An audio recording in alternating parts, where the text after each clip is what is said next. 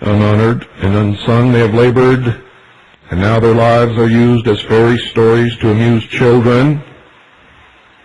And you've all taken your children to see these fairy stories, most of them put on the screen by Walt Disney.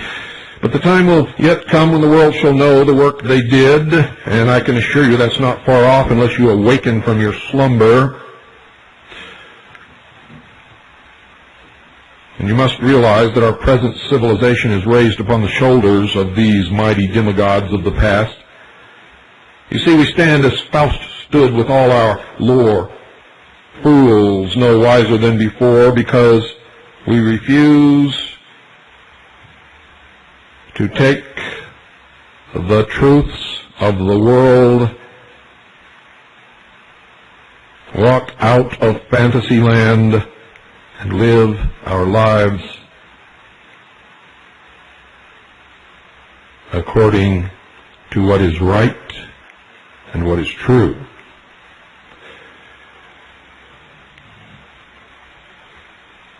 They want to be honored, these sons of the flame, not by words, but by so living that their sacrifice shall not be in vain. You see, they believe in salvation by works, not in salvation by faith. And I'm not making any judgments on their religion or upon yours, and I want you to understand it.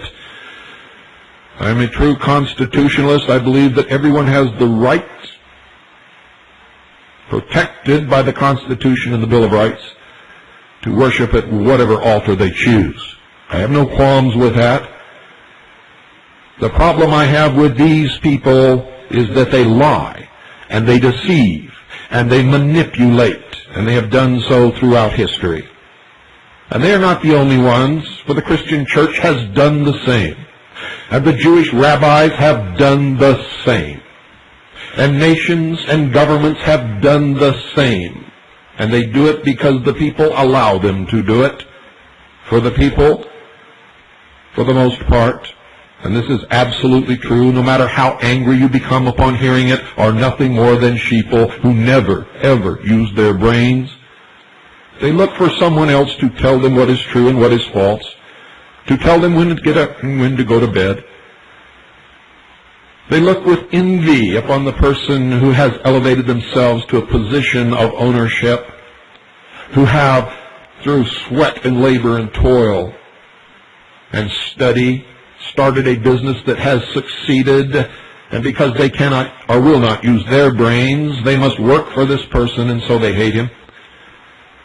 Sheeple. In the mysteries, this phrase is used. A nation or world of people who will not use their intelligence are no better than animals who do not have intelligence.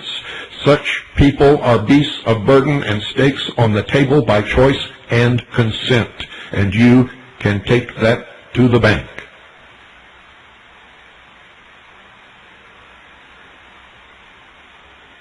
The initiates of the flame and their robes of glory have passed behind the veil. They have accumulated and hoarded knowledge, and they hide it from the public, and they justify their selfishness and their hoarding of the knowledge and the wisdom and the technology of the ages by stating, even though it is forbidden to mention the name of Jesus in the lodge, they quote him when it is to their benefit, stating, "Do not cast your pearls before swine." And that should give you some indication of what they think of you. And no matter what they think of themselves, or how they manage to fool themselves or the world, they are no more a fraternal organization existing for the good of the community than pigs wear bow ties and go to the prom.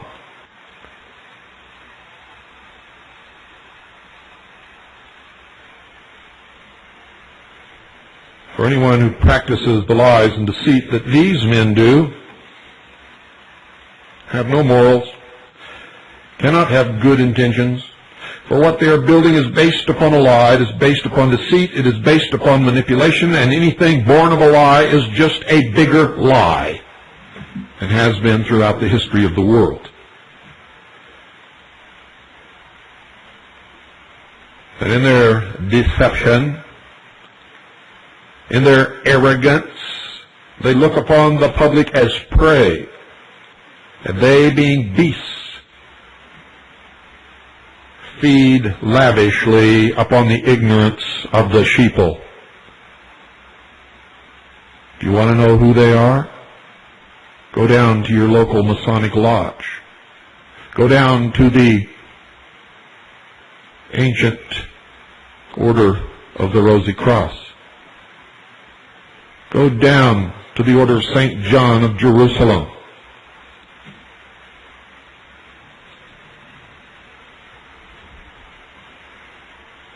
Nothing good is veiled in secrecy ever.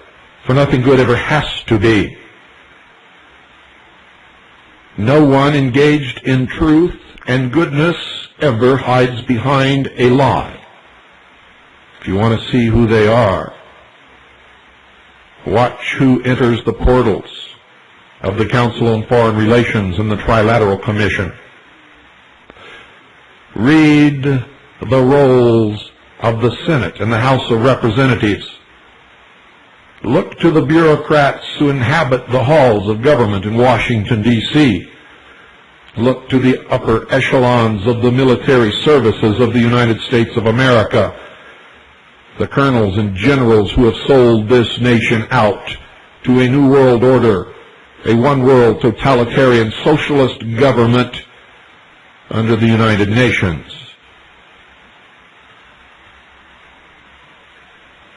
And it is not a conspiracy. Don't call it a conspiracy. It is all out in the open, and it stands upon the ignorance, apathy, and stupidity of the American people. That is the foundation upon which the New World Order is built.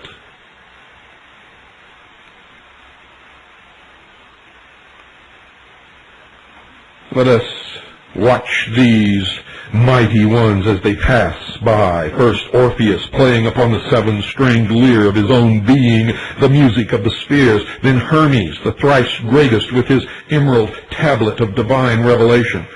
Through the shades of the past, we dimly see Krishna, the illuminated, who on the battlefield of life taught man the mysteries of his own soul. Then we see the sublime Buddha, his yellow robe not half so glorious as the heart it covered, and our own dear Master, the man Jesus, his head surrounded with a halo of golden flame, and his brow serene with the calm of mastery. Then Mohammed, Zoroaster, Confucius, Odin, and Moses, and others no less worthy, pass by before the eyes of the student, the initiate.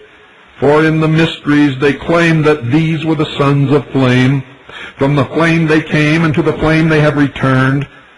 To us they beckon and bid us in our robes of self-earned glory to join them and serve the flame they love. A direct quote.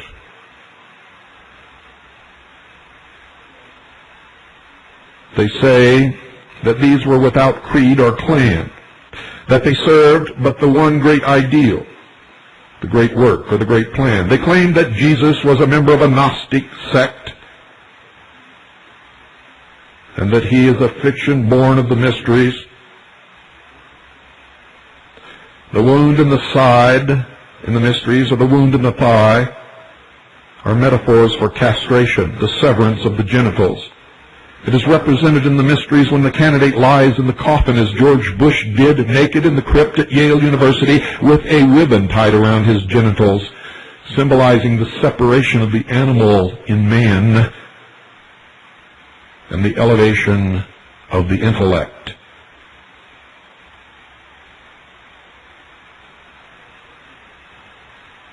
The same with Parzival.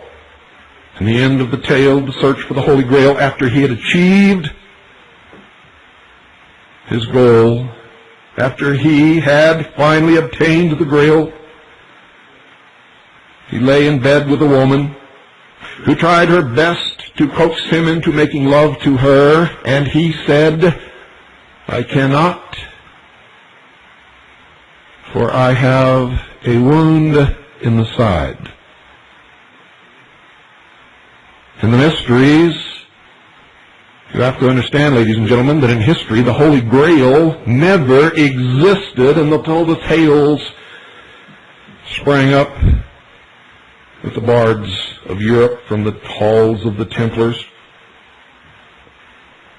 And wandering minstrels sang these stories of this Holy Grail in the Celtic kingdoms. There was never any reference before that time of any Holy Grail. It comes from the mysteries.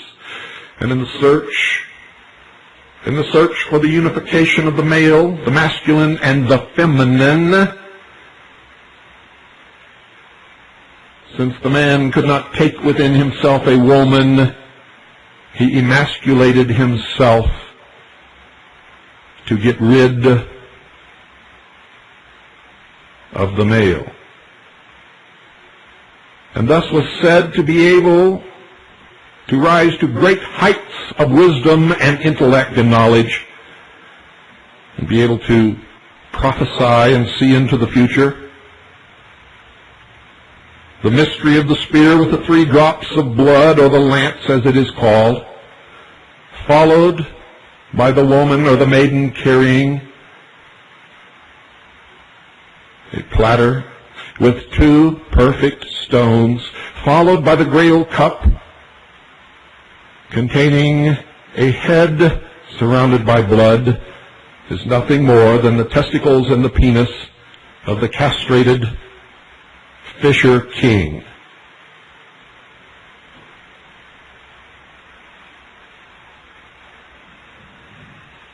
I have discovered the origin and the meaning of this myth, and I've just revealed it to you. You do not have to look any further. It was never Christ's cup that he drank out of at the Last Supper, although the Grail can be whatever those who seek it wish it to be.